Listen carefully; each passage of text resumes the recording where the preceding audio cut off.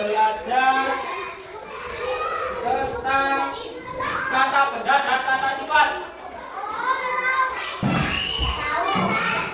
Anak-anak tahu apa itu kata benda?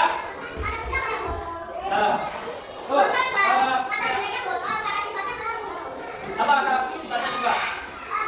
Baru. Oh ya. Kita dulu ya. Kata benda.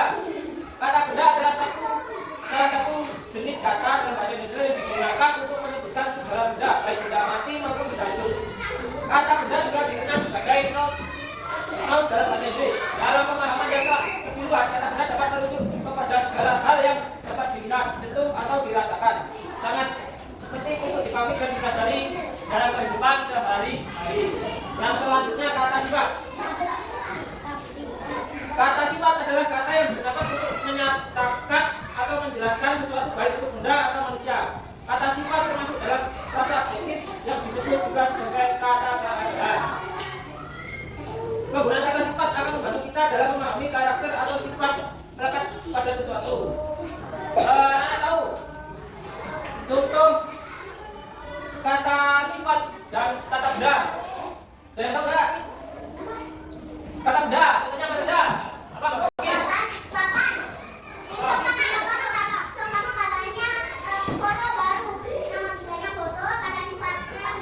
Baru, itu ya. Terus contoh yang lain, kata benda. Papan tulis. Terus apa lagi ini?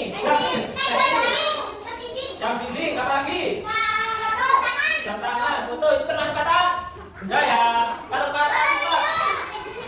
kata sifat, kata sifat itu bisa berbentuk ini, besar, ada yang kecil, itu termasuk kata sifat. Ada yang panjang, ada yang pendek, ada yang tinggi, ada yang pendek. Ya, itu termasuk kata sifat. Jadi kata sifat itu yang termasuk kata-kata yang kayak panjang, itu termasuk kata sifat. Warna itu termasuk kata sifat. Ada warna putih, warna hijau, ya itu termasuk kata sifat. Anak-anak ada yang bisa menyebutkan salah satu kata benda dan kata sifat. Ayo masuk sini, nggak pergi, coba. Ya, masuk sana. Baju baru, kata bendanya baju, kata sifatnya Apa? Baru. Oke, baik, itu ada lagi satu lagi ya.